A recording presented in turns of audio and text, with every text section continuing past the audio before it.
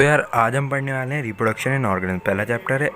ठीक है, यहाँ पे क्या each and every organism can live only for certain period of time from birth to natural death. वो क्या कर रिप्रेजेंट कर रहा है उसका लाइफ स्पैन। ठीक है, तो मतलब the period from birth to natural death of an organism, वो क्या रिप्रेजेंट कर रहा है लाइफ स्पैन, है ना।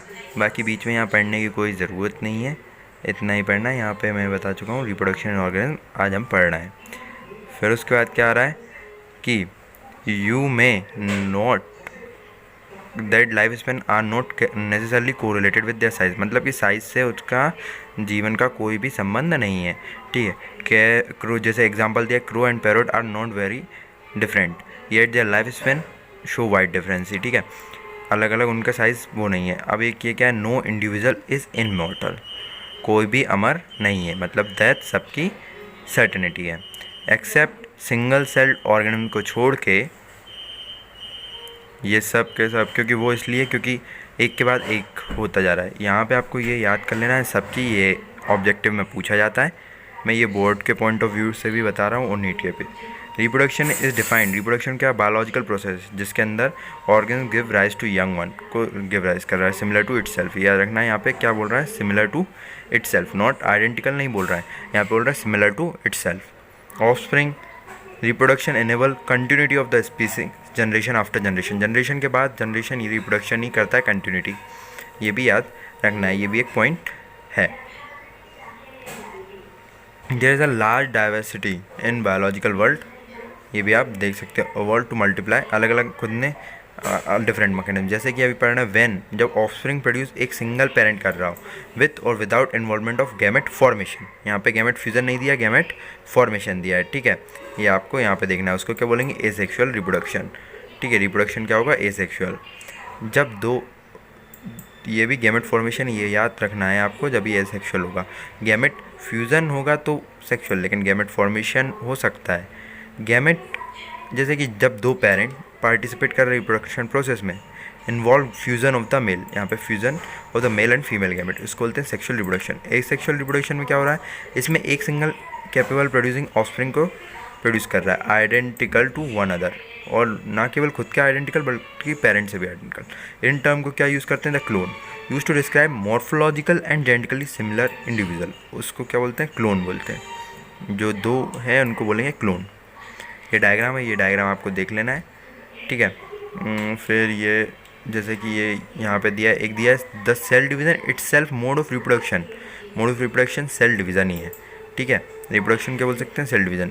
जैसे कि सिंगल, बहुत सारे सिंगल होता है वो बाइनरी फ्यूजन करते हैं, जबकि एक सेल डिवाइड करता है दो हाफ में, जो रैपिडली एक एडल्ट में ग्रो हो जाता है, जैसे अमीबिया एंड पैरामीशियम। जबकि ईस्ट में क्या होता है, बर्ड के द्वारा होता है।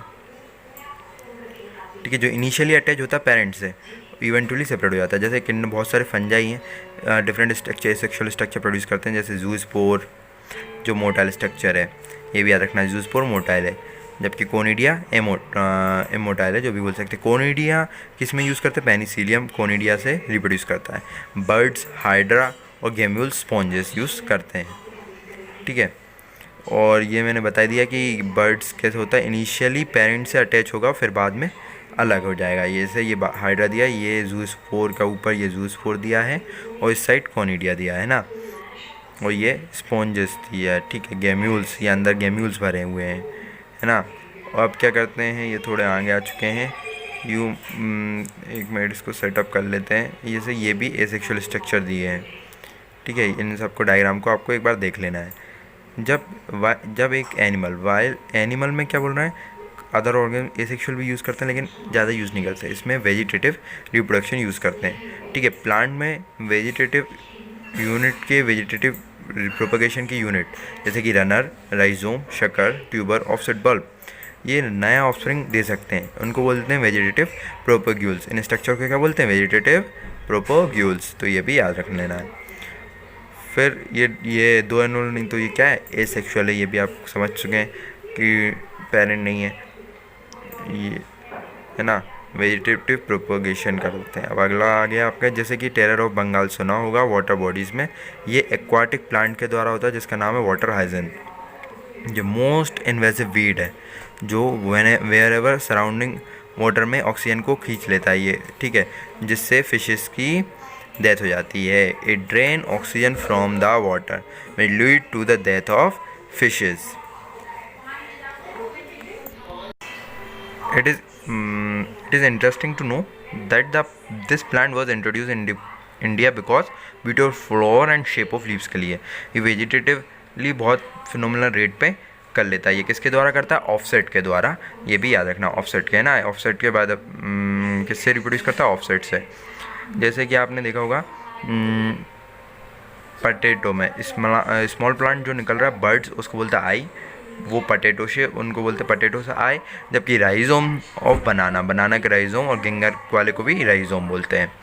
आप केयरफुली करेंगे साइट ऑफ ओरिजिन वो कहाँ से होता है? सिर्फ नोड से ही होता है, नोड से होता है। नोड जब भी डैम सॉइल और वाटर के साथ आएगा तो वो क्या न्यू रूट और न्यू प्लांट बना लेगा। सिमिलरली एडवेंटिशियस बर्ड जो नोचेस से निकल रहा है, margin of leaf of Bryophyllum, ठीक है, वो भी क्या है? एडवेंटिशियस बर्ड ही है। वो कहाँ से निकलता है? Notches present at margin of leaves of Bryophyllum. ठीक है, ठीक है, ये भी पॉइंट आपको याद कर लेना है। ब्रायोफाइलम का कहाँ से निकलता है? Adventitious bird. कहाँ से? Notches of leaf, margin of leaf से। आज हम यहीं तक पढ़ेंगे एसेक्सुअल रिप्रोडक्शन तक। तो भाई अगर वीडियो अच्छी लगी और सब्सक्राइब कर दो, पूरा चैप्टर हम डाल देंगे।